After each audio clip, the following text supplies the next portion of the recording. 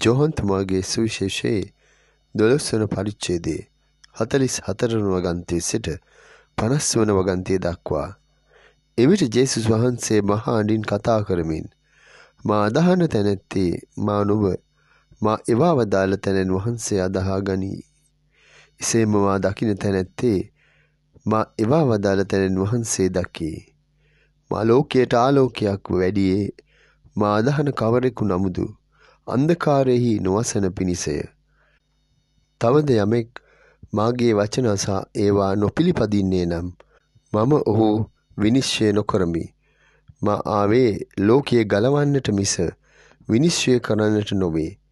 මා ප්‍රතික්ෂේප කර මාගේ වචන නොපිළිගන්නා අය විනිශ්චය කරන්නෙක් සිටී.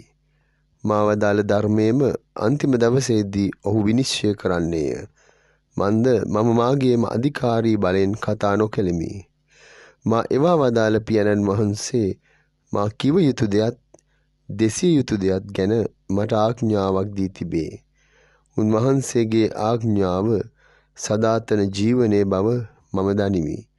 එබැවින් මා පවසන දේ පියාණන් වහන්සේ මට පැවසූ ලෙසින්ම මමත් පවසමි වදාළසේක. මා ප්‍රේමවන්ත සහෝදර සහෝදරියනි, ස්වාමින් වහන්සේ අද දවසේදී උන්වහන්සේගේ ශුද්ධ වචනය තුළ අපි හැම කෙනෙකුටම පවසනවා. උන්වහන්සේව අදහන ඕනෑම කෙනෙකුට උන්වහන්සේ නොව උන්වහන්සේ එවා වදාළ තැනැන් වහන්සේ අදහා ගන්නවයි කියලා. එනම් දෙවියන් වහන්සේ. අපි ස්වාමින් වහන්සේව අදහනවද?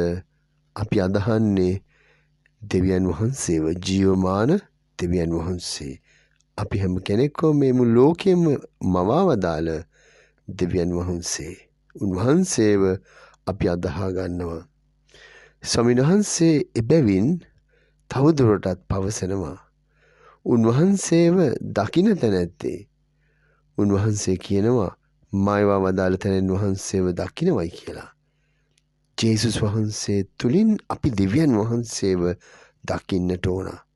ස්වාමීන් වහන්සේ පවසන දේ අපි හරියට අවබෝධ කරගත්තොත් අපේ ජීවිතේ අනිවාර්යයෙන්ම අපි හැම කෙනෙකුටම අපගේ හිතවල පුදුමාකාර නිදහසක් මුක්ති විඳින්නට පුළුවන්.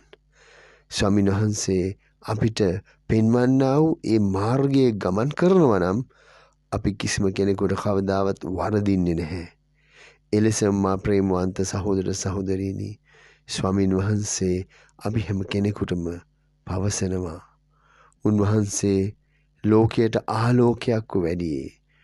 උන්වහන්සේව අදහන හැම කෙනෙක්ම අන්ධකාරයෙහි ජීවත් නොවන පිණිස. උන්වහන්සේගේ අභිප්‍රාය කිසිම කෙනෙක් අන්ධකාරයේ ජීවත් වීම නෙමෙයි.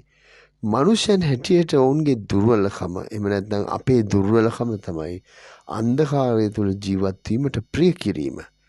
අන්ධකාරය තුළ ජීවත් වන්නට ප්‍රිය කරන හැම කෙනෙකුටම අද ස්වාමින් වහන්සේ අභියෝග කරනවා. ස්වාමින් වහන්සේ අපි හැම කෙනෙක්ම අන්ධකාරයෙන් ආලෝකයට රැගෙන යනවා.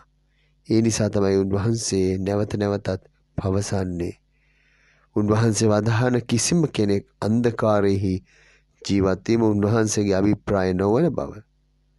එලෙසම ප්‍රේමවන්තේනි, ස්වාමීන් වහන්සේගේ වචන වලින්ම අපි පවසනවා නම් තව යමෙක් මාගේ වචන අසා ඒවා නොපිළිපදින්නේ නම් මම ඔහු විනිශ්චය නොකරමි.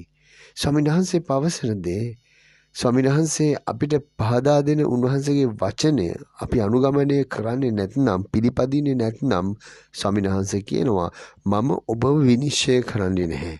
ඔබ විනිශ්චය කරන්නට මම පියාණන් වහන්සේගේ අධිකාරී බලය ලැබිය යුතුයි. එසේ උන්වහන්සේගේ බලෙන් සන්නද්ධ වුණොත් උන්වහන්සේට පුළුවන් විනිශ්චය කරන්නට. නමුත් උන්වහන්සේ මේ ලෝකයට පැමිණි පරමාර්ථය තමයි මුළු ලෝකෙම ගලවා ගැනීම. විනිශ්චය කිරීමට වඩා මේ ලෝකය ගලවා ගැනීමයි උන්වහන්සේගේ අභිප්‍රාය. උන්වහන්සේ මේ ලෝකයට පැමිණියේ අන්න ඒ සඳහා. ප්‍රේමවන්ත සහෝදර සහෝදරීනි, එම නිසා ස්වාමීන් වහන්සේ කතා කරන්නේ උන්වහන්සේගේ අධිකාරී බලයෙන් නෙමෙයි. උන්වහන්සේ කතා කරන්නේ පියාණන් වහන්සේ තුලින්. පියාණන් වහන්සේ උන්වහන්සේට ප්‍රකාශ කරන දේ තමයි උන්වහන්සේ අපි හැම කෙනෙකුටම දේශනා කරන්නේ. එසේනම් මා ප්‍රේමවන්ත සහෝදර සහෝදරියනි, ස්වාමින් වහන්සේ තුල ස්වාමින් වහන්සේගේ වචනය අපි අදහා ගන්නවා නම් අපි හැම කෙනෙකුටම සදාතන ජීවනය අනිවාර්යෙන්ම ලැබෙනවා. එම නිසා අපි හැම කෙනෙක්ම ජේසුස් ක්‍රිස්තුන් වහන්සේ පවසන දේ පියාණන් වහන්සේ තුලින් පැමිණෙන බව අපි අදහා ගනිමු. ස්වාමින් වහන්සේ අපි හැම කෙනෙක්වම ශක්තිමත් කරනවා. ස්වාමින් වහන්සේ අපි හැම කෙනෙක්වම උත්ථාන කරනවා. එසේනම් උත්ථානයේ ප්‍රීතියෙන් උදම් අනන අපිට අපගේ ජීවිතවල බලාපොරොත්තුවක් අපිට තබා ගන්නට පුළුවන්. ස්වාමින් වහන්සේ ඔබ සමග වනසේක්වා.